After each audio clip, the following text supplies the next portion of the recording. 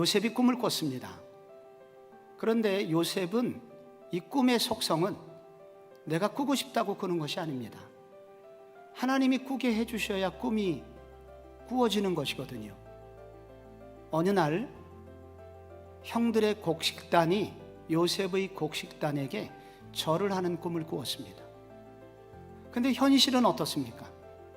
채색옷이 지켜졌고 구덩이에 던져졌고, 그리고 개와 돼지처럼 취급당하여 애굽까지 팔려서 지금은 비극적인 노예 생활을 하고 있습니다.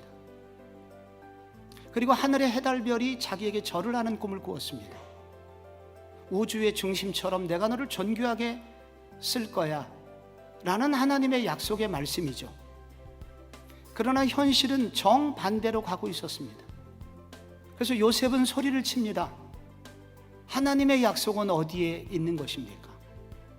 왜 하나님이 주신 꿈과 그리고 저의 삶은 정반대로 가는 것입니까? 하나님의 사랑은커녕 오히려 내가 저주받은 사람이 되어서 슬픈 인생을 살아가면서 하나님의 사랑은 어디에 있냐고 이렇게 묻고 있는 사람들을 향하여 오늘 성경이 우리에게 주시는 답변입니다. 무엇보다도 그것은 나는 너를 새로운 피조물로 빚어가고 있다. 내가 너를 향한 사랑은 새로운 피조물로 빚어가는 사랑이라고 주님은 말씀을 하십니다. 요셉에게는 여전히 옛날 자아가 남아 있었고 요셉 속에 깨어져야 되는 성품이 있었습니다. 이런 잘못된 자아가 깨어지지 않고서는 이스라엘을 지도할 구원자의 역할을 감당하기가 어려워요. 그래서 하나님은 그를 내려보내시게 된 것입니다. 그래서 그 고난의 풀무본에서 그가 연단되어서 새롭게 빚어져 그 하나님이 쓰시기에 아름다운 성품으로 빚어져서 준비되었을 때 하나님은 요셉을 하나님의 사람으로 쓰시게 됩니다.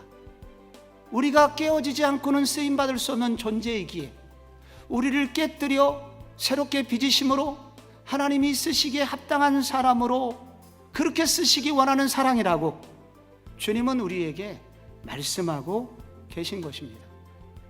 그러므로 성도 여러분, 하나님의 사랑은 어디에? 나의 꿈이 정반대로 가고 있습니다. 하나님의 사랑은 도대체 어디에 있나요? 이렇게 질문이 생기거든 주님, 왜 이런 일이 나에게 벌어졌나요? 라고 묻기보다 하나님, 내가 깨어져야 될 나의 옛날 자아는 무엇인가요?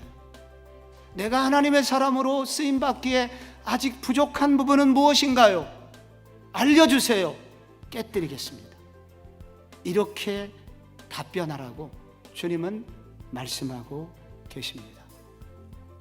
나의 꿈이 정반대로 갈 때 하나님께서는 마지막으로 압도하는 은혜 속으로 우리를 인도하셔서 이기게 하시는 사랑의 방법으로 이 고난을 견디게 하시고 고난의 의미를 깨닫게 하십니다. 우리 삶 가운데 요셉과 같은 이렇게 슬픔의 시간이 있을 수 있습니다. 하지만 하나님께서 우리에게 주신 무기가 있습니다. 그것은 바로 하나님을 만날 수 있는 시간, 하나님과 교제할 수 있는 특권을 하나님은 우리에게 주셨습니다. 그래서 우리가 하나님께 무릎으로 나아갈 때, 하나님께 고백을 할 때, 나에게 이런 아픔이 있다고 그렇게 외칠 때 하나님은 임재하시고 하나님은 우리를 만져주셔서 우리로 하여금 다시 일어날 수 있는 압도하는 힘을, 그런 은혜를 우리 가운데 허락해 주신다는 것입니다. 그 결과 요셉은 과거의 상처에 붙들려서 시간 낭비하지 않게 되었고 미래를 향한 창조적 삶을 살 수가 있었습니다. 바로 이 요셉이 하늘로부터 받았던 이 위로와 이 은혜는 세상의 어떤 고난도 이길 수 있는 압도적인 은혜였습니다. 풍성한 은혜였습니다.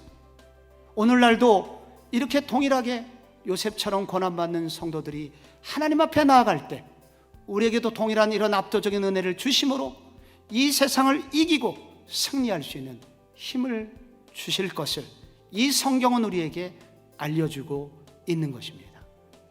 명절을 앞둔 모든 사랑하는 성복종의 성도 여러분, 압도하는 함께하심의 하나님의 사랑이 여러분들에게도 임하여 어떠한 상황 속에서도 흔들림 없이 믿음의 삶, 그리고 기쁨의 삶, 축복의 신앙생활을 이어가시는 모든 교우들이 되시기를 축원합니다.